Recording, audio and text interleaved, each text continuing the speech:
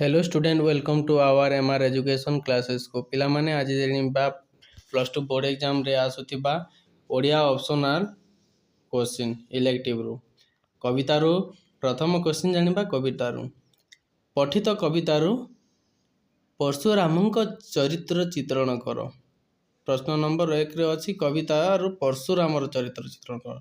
Next question छांदरु राधांकर समर्पित हृदय चित्र प्रदान कर। उक्त छांदरु राधांकर समर्पित राधा कृष्णଙ୍କ पागरे तांकर हृदय किपरि समर्पित करते ताहा वर्णना करिवो। ठीक अछि पिला माने चित्र ताहा माने चित्र काटी देबो सेटा नहे चित्र माने चरित्र वर्णना करिवो।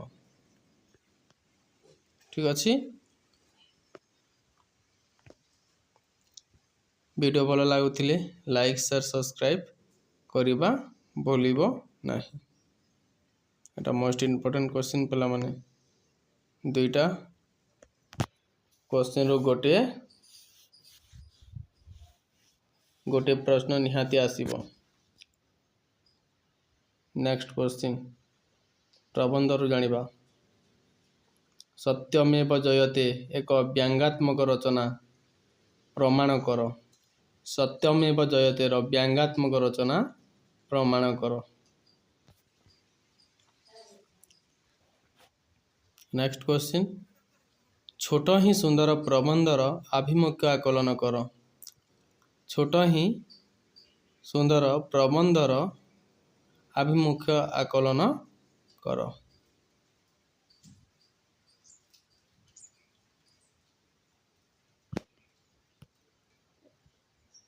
एटा मोस्ट इंपोर्टेंट क्वेश्चन पिला माने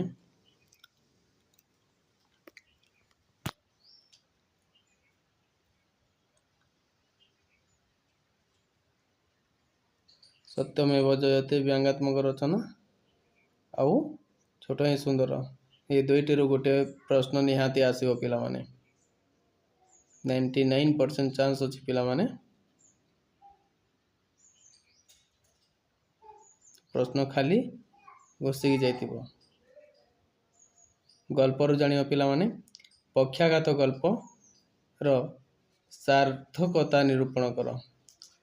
गल्प होची पक्षाघात तार सार्थकता गल्पर चरित्र वर्णना करियो पिला माने।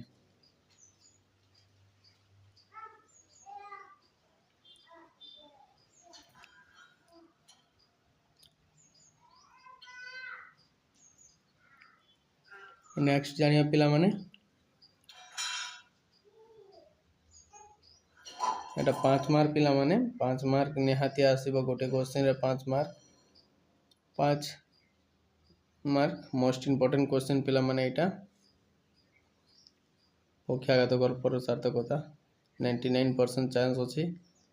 नेक्स्ट प्रश्न मेडिकल कॉलेज रे डॉक्टरी छात्री माने की परि मेहर जयंती पालन कले वर्णना कर। देखो पिला माने मेडिकल कॉलेज रे डॉक्टरी छात्र माने की परि मेहर जयंती पालन कले ताहा वर्णना कर। नेक्स्ट प्रश्न जानिबा पिला माने अलंकार रु ग्रामर अब रु जानिबा अलंकार संज्ञा ओ स्वरूप सह अनुप्रास अलंकार दृष्टांत दियो। देखो पिला माने संज्ञा स्वरूप सह अनुप्रास अलंकार दृष्टांत दियो। डेफिनेशन लिखिबो स्वरूप लिखिबो और अनुप्रास अलंकार दृष्टांत उदाहरण सह लिखिबो। अनुप्रास अलंकार कहिले कोन नै कि सेटा लिखिबो। नेक्स्ट प्रश्न पिला माने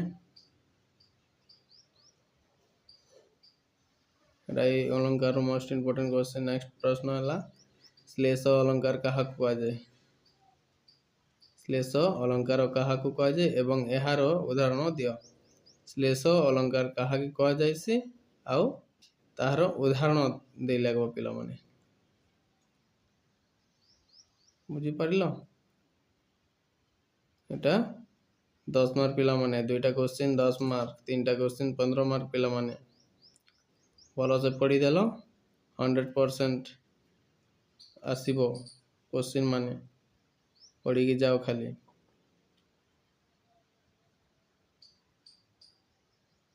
ନେକ୍ସଟ ପ୍ରଶ୍ନ, ଉପମା ଓ ରୂପକ ଅଳଙ୍କାର ମଧ୍ୟରେ ଥିବା ପାର୍ଥକ୍ୟ ସହ ଦୃଷ୍ଟାନ୍ତ ଦିଅ।